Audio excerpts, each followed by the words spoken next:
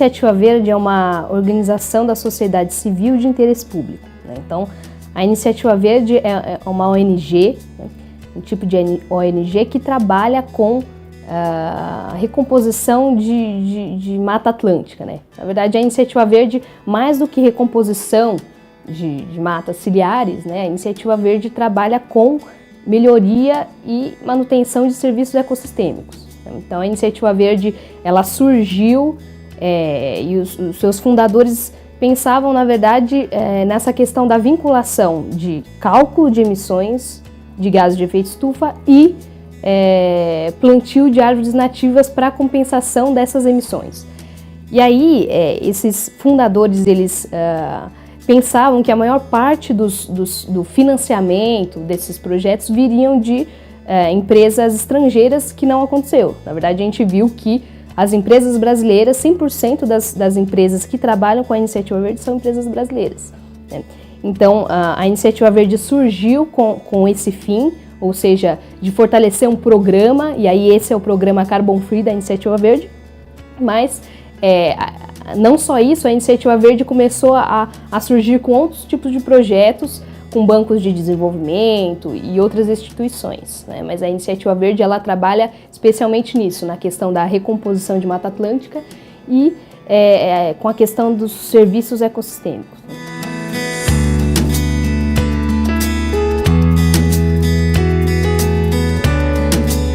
Atualmente, a Iniciativa Verde trabalha com projetos dentro do âmbito do programa Carbon Free e o programa Amigo da Floresta, né? Além disso, a Iniciativa Verde tem projetos específicos, né, com organizações específicas. Então, a gente tem projetos de adaptação a mudanças climáticas, projetos com o BNDES, né, com financiamento da Petrobras. A gente tem projetos de restauro de Mata Atlântica, né, projetos de recomposição de áreas, né? E no caso do programa Carbon Free, que é o programa carro-chefe da Iniciativa Verde, a gente tem projetos com os mais diversos financiadores. Aí são projetos com Itaú, projetos com escritórios de advocacia, projetos com empresas de construção civil, né? Então, a Iniciativa Verde faz projetos especialmente dentro do âmbito do programa Carbon Free, de operação de empresas, projetos de produtos, ou seja, a gente compensa emissões e calcula emissões de produtos, ou eventos em São Paulo, eventos em parques municipais.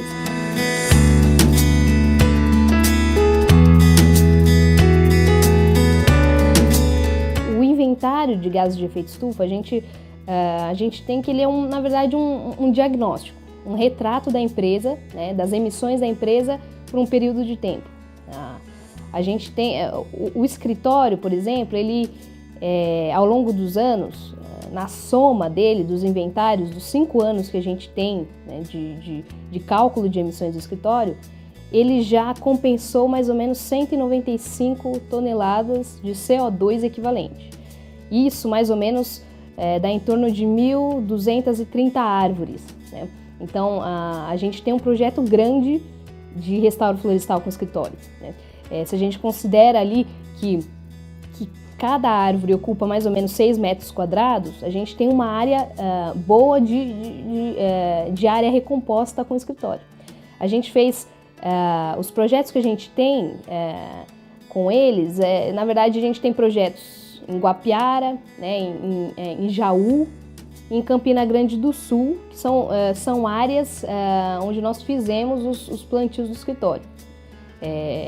E aí essas áreas são áreas prioritárias para conservação. O inventário do escritório englobou tanto questões de consumo de papéis do escritório, a gente fez o cálculo das viagens aéreas, do transporte viário dos funcionários, do consumo de energia, do consumo de água, né?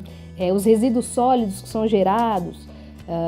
Isso entra dentro do inventário. Então, o inventário da Iniciativa Verde, o inventário que a gente realiza, é de fato um diagnóstico com base na metodologia do Greenhouse Gas Protocol, né? O GHG Protocol nos dá uma metodologia e, por meio dessa metodologia, a gente faz a contabilização das emissões do escritório.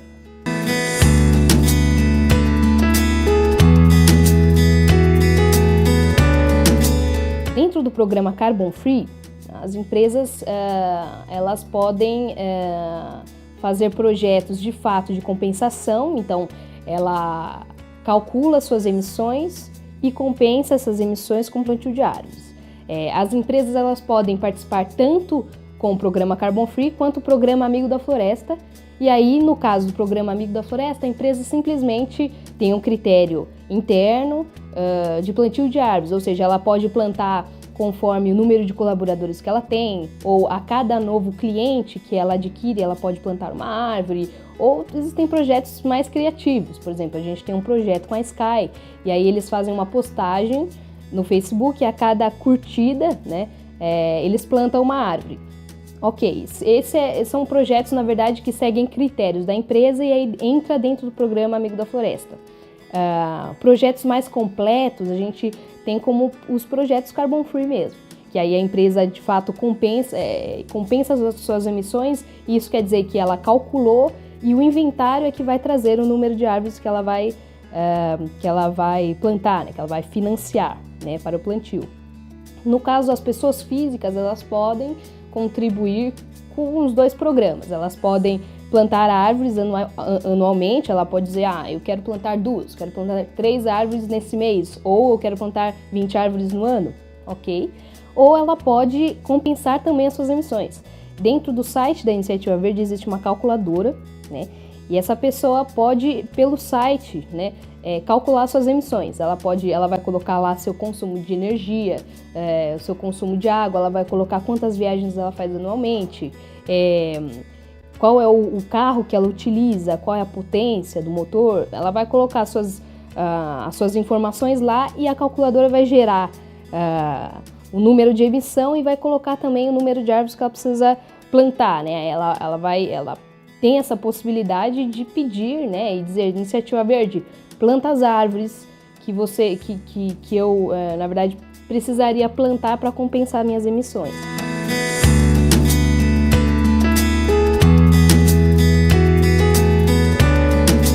A Iniciativa Verde já plantou 850 mil árvores nativas de Mata Atlântica. Isso representa mais ou menos mais de 5 milhões de metros quadrados de floresta. E esse montante tem uma capacidade de fixar mais ou menos 190 mil toneladas de CO2 equivalente.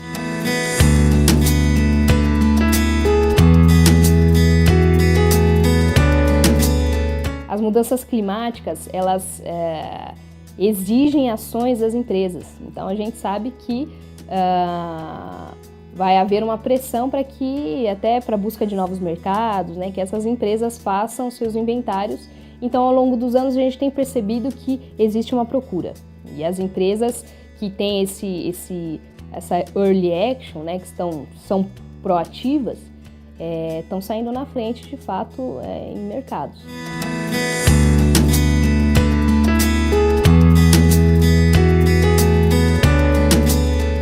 O Brasil, ele é um país que usa energias renováveis, energia elétrica, né? Então a gente sabe, mas o IPCC ele relatou isso, que a população que mais vai sofrer com as mudanças climáticas, quem mais vai sofrer esses impactos, na verdade, são pessoas de baixa renda. E o Brasil, a gente sabe que existem áreas de vulnerabilidade muito grande a mudanças climáticas. Por exemplo, a Iniciativa Verde trabalha com projetos de adaptação às mudanças climáticas no litoral sul. E a gente sabe que aquela região de Ilha Comprida, né, vai ser impactada diretamente, né, já sofre os impactos das mudanças climáticas. O Marégrafo de Cananéia já apontou um aumento de 20 centímetros, né, no nível d'água. Então a gente sabe que as coisas já estão acontecendo, né? E pessoas de baixa renda, pessoas que não têm, de fato não conseguem ter articulação a essas pressões, vão sofrer diretamente. O Brasil é um país que precisa gestar muitas coisas, especialmente em relação à agricultura, à queimada, ao desmatamento, porque isso é significativo para as nossas emissões. O Brasil é o 4º maior emissor de gases de efeito estufa. E isso porque ainda existe queimada, existe desmatamento exacerbado ali no norte do país, né? O avanço da agricultura. Então, as empresas elas precisam estar atentas a isso, promover projetos de recomposição florestal. As pessoas precisam denunciar abusos, denunciar desmatamentos irregulares, né? Mas o Brasil ele tem essa participação, ele precisa correr atrás, porque na verdade se ele não mexer na mitigação às mudanças climáticas e gastar com isso, ele vai gastar muito mais com projetos de adaptação que na verdade são bem incipientes ainda no Brasil. Os Estados Unidos e a União Europeia são número 1 e número 2 nas emissões, e aí já seguem China e o Brasil já em 4º lugar, né? Os primeiros emitem mais gases de efeito estufa porque consomem e utilizam muitos combustíveis fósseis. No caso, por exemplo, do Brasil é a questão da agricultura, né? A questão do desmatamento, das queimadas. Então, cada país tem um pouco da sua dinâmica e por que emitem, com que, né? Eles emitem gases de efeito estufa, mas essas sociedades, de modo geral, em desenvolvimento ou industrializadas, emitem gases de efeito estufa.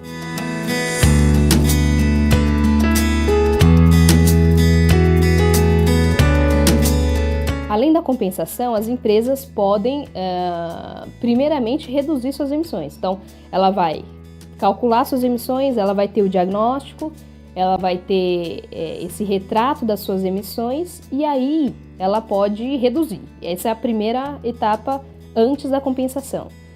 Nos processos que ela pode reduzir, ela precisa fazer. Então, se ela puder trocar, por exemplo, uma caldeira que entra dentro do escopo 1 da nossa metodologia, se ela puder trocar uma caldeira que é movida a gás natural por uma caldeira que utiliza materiais biomassa, por exemplo, né? Então é madeira, pedaços de madeira e tudo mais, é melhor, porque daí ela deixa de emitir gases provenientes de combustíveis fósseis.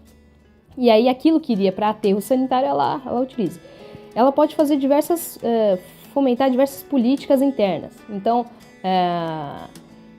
estimular a utilização de transporte público pelos seus funcionários, né? Ela pode sempre buscar a coleta seletiva dos seus resíduos. Então, a empresa ela pode tanto trabalhar na redução das suas emissões, quanto fazer processos de buscar construções sustentáveis das suas unidades, né?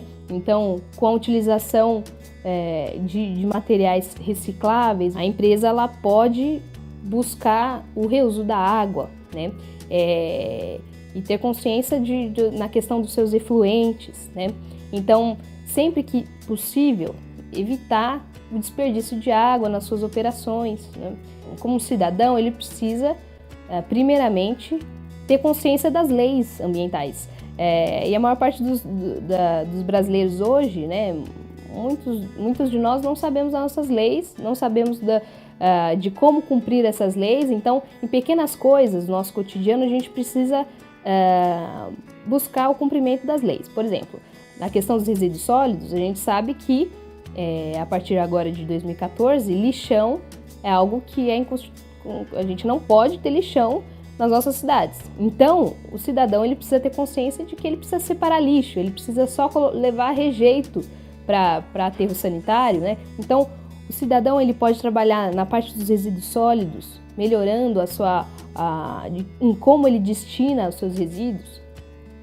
O cidadão ele pode atuar na questão da mobilidade.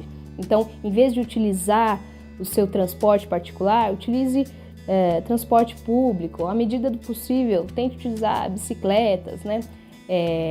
O cidadão ele pode atuar na questão evitar o desperdício de água, né, na sua casa, na sua residência. À medida do possível, desligue coisas da tomada, materiais, né, os seus aparelhos da tomada, isso daí já vai reduzir bastante até no seu custo.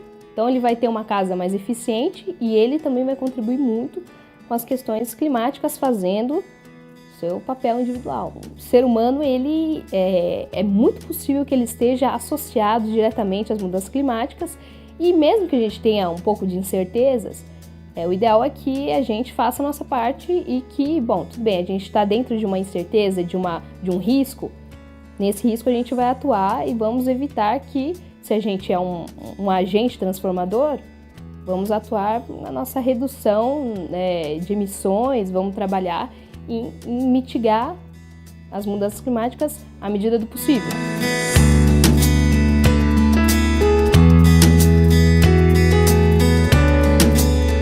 A gente pode sofrer de diversas formas com as mudanças climáticas. A gente precisa agir já para tentar mitigar esses impactos, mas a gente sabe que alguns deles a gente já está sofrendo e vai sofrer, né? Então, com o litoral sul de São Paulo já está sendo impactado, né?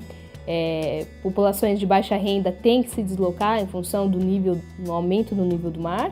E além disso, a gente tem o problema grave em relação a alimentos, né? Então, a gente sabe que o aumento de temperatura vai impactar culturas, né? Em diversas localidades. Então, onde tem chuva estável, pode ser que haja seca. É possível que haja muita chuva em áreas que não são tão úmidas. Então, a gente pode ter uma dinâmica inconstante ou simplesmente mudanças que a gente não consegue medir. É possível, especialistas dizem que a Amazônia vai ter uma seca, que vai impactar, por exemplo, o Mato Grosso, né? O plantio do Mato Grosso. Então, os cultivos que existem ali no Mato Grosso vão ser impactados por causa da seca na Amazônia. Então, a gente tem uma rede de impactos que se conversam, né? E a gente não consegue medir.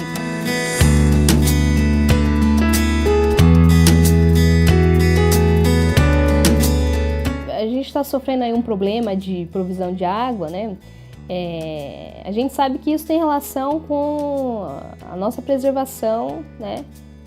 Do meio ambiente. A gente sabe que os reservatórios, eles têm problemas com áreas de preservação. Então, os mananciais nossos, bem, a gente tem os mananciais, mas e as florestas que estão segurando aquela água e que estão evitando assoreamento e erosão? Será que elas estão saudáveis, estão bem? A gente sabe que os nossos órgãos, né, a Sabesp e tudo mais, a gente sabe que existe um percentual de desperdício alto, né? Então a gente precisa fazer pressão para que exista uma eficiência maior na utilização desses recursos, né, nos nossos recursos hídricos. E a questão do desperdício que a gente mesmo tem, né? Então, a questão das empresas, os processos industriais, as nossas casas, né? A questão de deixar chuveiro ligado. Então, a gente não faz a nossa lição de casa direito, né? Mas também a gente sabe que nas áreas que deveriam ser preservadas nos mananciais também não estão sendo preservadas.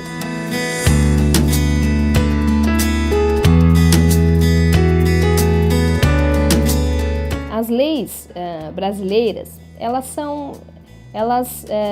são completas, teoricamente, né? Então, a gente sabe que existem as leis de resíduos sólidos, leis de utilização, existem leis para absolutamente tudo. Então, a gente pode para construir alguma coisa ou para suprimir uma área, né?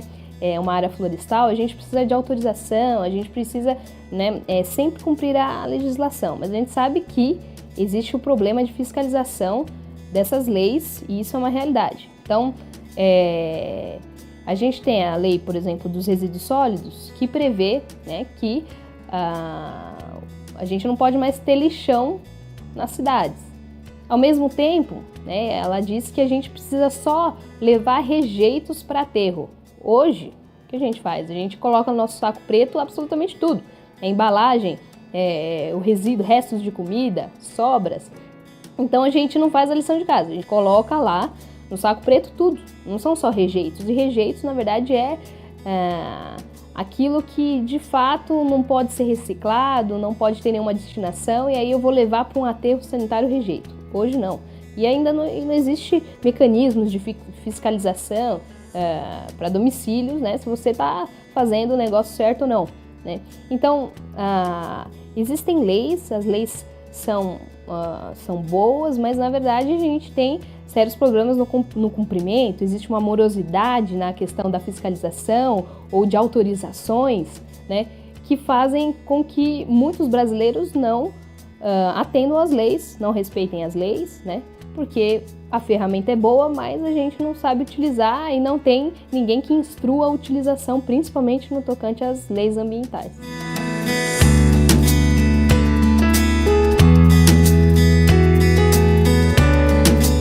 A Iniciativa Verde tinha uma expectativa de que a FIFA e as organizações que estão vinculadas aí à Copa fariam projetos de restauro florestal, recomposição de Mata Atlântica e tal. Não foi o que aconteceu. A gente sabe que existe um edital aberto, né, em relação ao crédito de carbono. Bom, já é uma iniciativa, né, mas é uma iniciativa que a gente sabe que foi feita às pressas.